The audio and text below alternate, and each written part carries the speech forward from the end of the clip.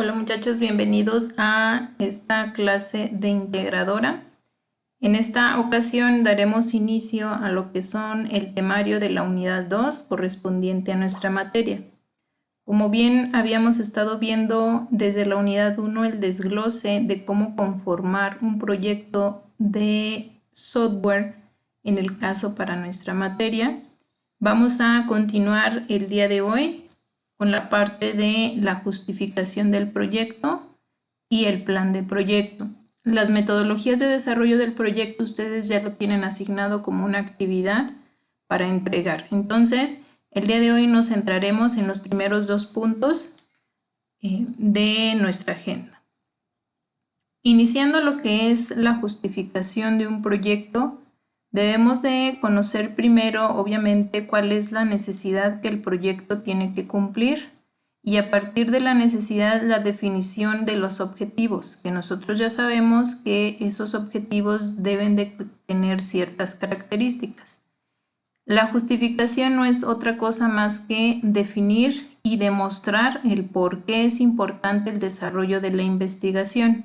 En este caso, el desarrollo de lo que es el software.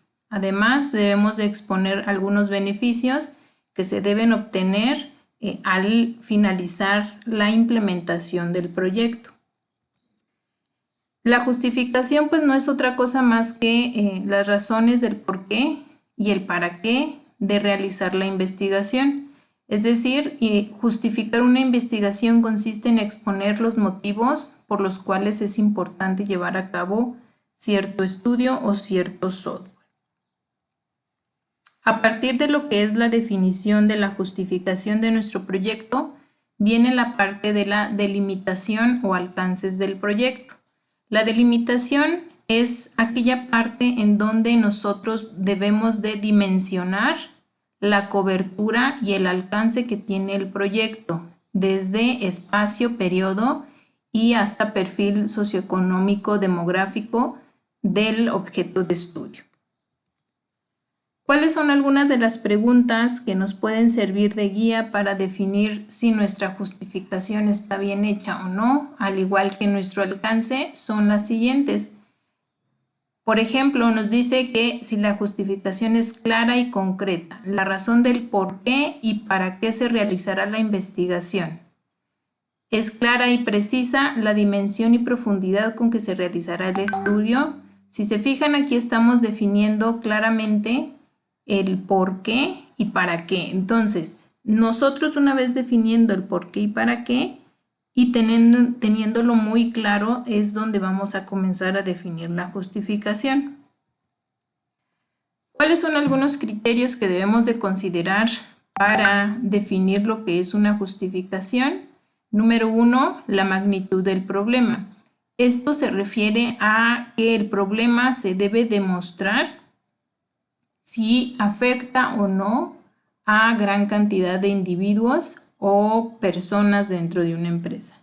Luego, la trascendencia del problema, es decir, identificar la importancia que tiene la investigación a través del tiempo y no solo a través del tiempo, sino si es que llegará en realidad a cumplir la necesidad por la cual se inició dicha investigación. Posibles soluciones o vulnerabilidades es plantear la justificación en posibles formas de resolver el problema. Y finalmente viene la factibilidad, es decir, indicar si se podrá proponer algunas de las soluciones al problema planteado de investigación. Un ejemplo de justificación es este.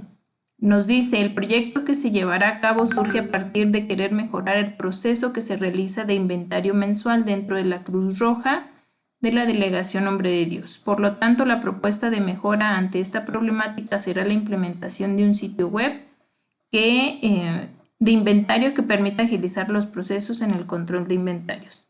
No se los voy a leer todos, sin embargo, ustedes lo pueden leer ahí. Si se fijan, aquí estamos dimensionando lo que es el producto, en este caso el sistema web, y estamos justificando, es decir, estoy diciendo el por qué y el para qué es necesario la implementación de este sistema web. Aquí nos dice que se va a llevar el registro de material médico e información de medicamentos y nos dice que hasta el momento no cuentan con alguno. Y aparte de no contar con alguno, nos dice que el sistema va a facilitar los trabajos al momento de realizar el inventario. También va a mejorar la administración de la información, va a reducir pérdidas de información y acceso sencillo a la información material médico y medicamentos.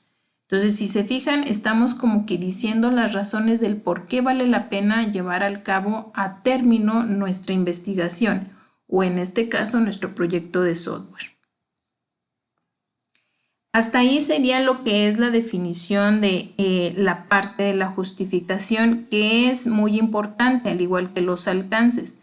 Los alcances solamente son definir hasta dónde es capaz de llegar nuestra investigación y por qué debería de llegar hasta ahí. A partir de ese punto de la investigación viene lo que es la elaboración de un diagrama de Gantt, que en particular es un diagrama que ayuda a la planeación y la organización de las actividades que se enlistan para la elaboración de un proyecto de cualquier índole, no solamente un proyecto de software, sino de cualquier proyecto de investigación.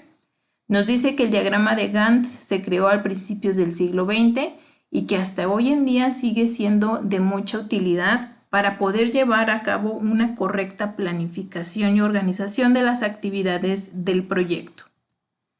También nos dice que un diagrama de Gantt debe mostrar los siguientes puntos: una fecha de inicio y una fecha de finalización del proyecto. ¿Qué tareas hay dentro del proyecto? Es decir, cuáles son las actividades que debo desarrollar para poder llevar a cabo mi proyecto. A su vez, también tengo que poner y considerar quién es la persona o el personal que estará trabajando en cada una de las tareas. Luego, la fecha programada de inicio y de finalización de cada una de las tareas. Una estimación de cuánto se llevará cada tarea y cómo se suponen las tareas y o una relación entre ellas. Es decir, si una tarea depende de otra, entonces no se podría iniciar. Estos son algunos de los ejemplos de puntos que un diagrama de Gantt debe de cumplir.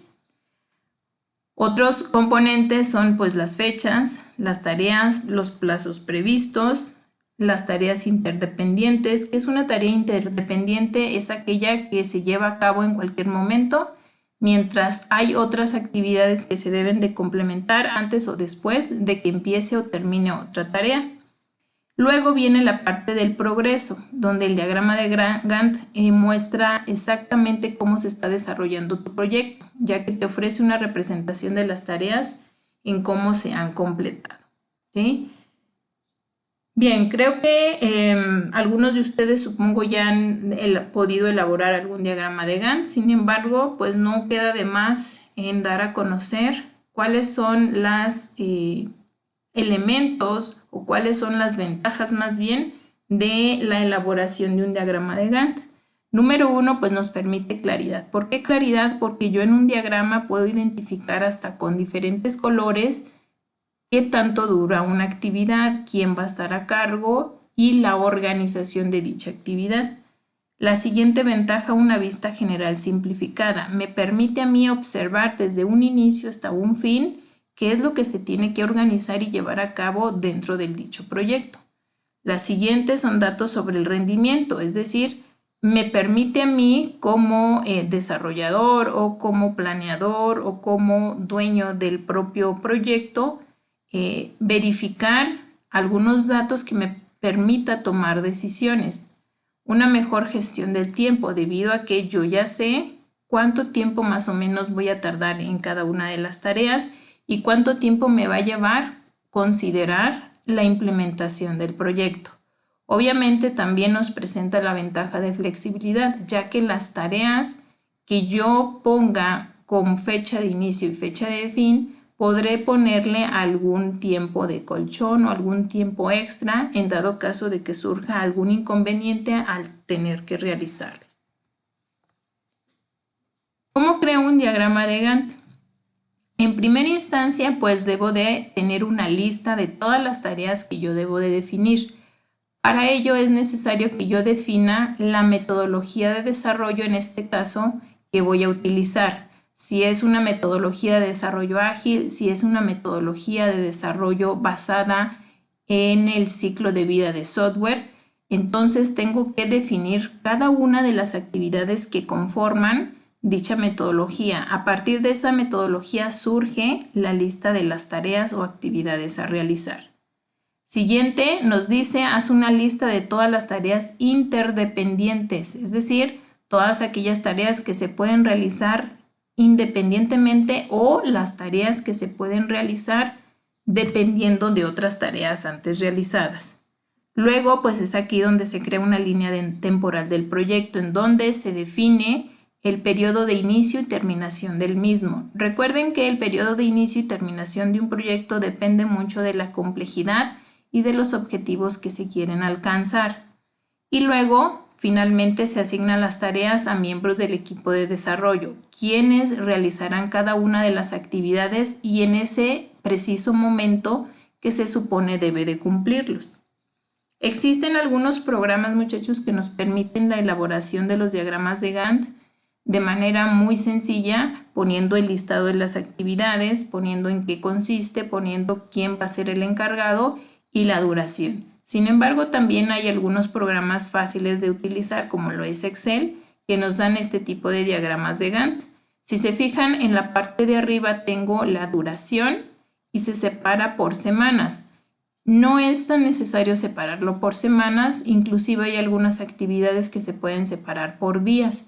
Entonces, todo eso depende de que el tipo de actividad que ustedes tengan determinadas para la elaboración de su proyecto. Del lado de actividades, en la columna de actividades tengo yo la descripción y la lista de dichas actividades que me va a llevar la elaboración de todo el proyecto completo. Si se fijan, las franjas de colores significan en qué tiempo o en qué periodo se debe de llegar a cumplir dicha actividad. Por ejemplo, la primera actividad dice que se debe cumplir en 2 semanas, es decir, en las primeras 2 semanas de abril. Sin embargo, la siguiente actividad debe de iniciar en la segunda semana de abril, cuando aún no ha terminado la segunda semana. ¿Sale? Entonces, así es como se puede ver un diagrama de Gantt. Para cualquier duda y aclaración, muchachos, de los temas que vimos el día de hoy, no duden en consultarme a través del grupo de WhatsApp y vayan a consultar en Schoology la actividad que tienen para entregar el día de hoy.